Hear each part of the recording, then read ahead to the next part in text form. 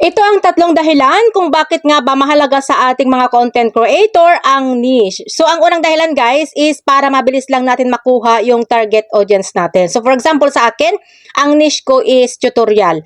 Kapag nakita na nila yung pangalan ko, syempre alam na nila na tutorial yung niche ko. Kumbaga, tumatak na sa isipan nila dahil nga may mga napanood na silang video ko. Pangalawa is para hindi malito yung algorithm natin kung saan at kung kanino niya ipapadala yung mga videos natin. So, for example, kung ang niche mo is entertainment, alam na niya agad kung kanino niya ipapakita ang mga videos mo.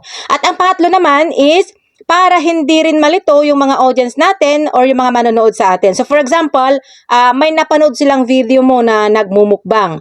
At dahil nga na-curious sila at gusto pa nila makapanood ng mga another mukbang mo, pinuntahan nila ngayon yung account mo. Pero, pagdating pala nila doon sa mga videos mo, halo-halo pala yung mga nakapost doon. So, baka nga dahil doon, mawalan na sila ng gana. At dahil nga iba-iba yung mga upload mo. So, hindi nila malalaman guys kung alin doon yung mga papanoorin nila. Dahil nga, hindi naman related yung isa't isa.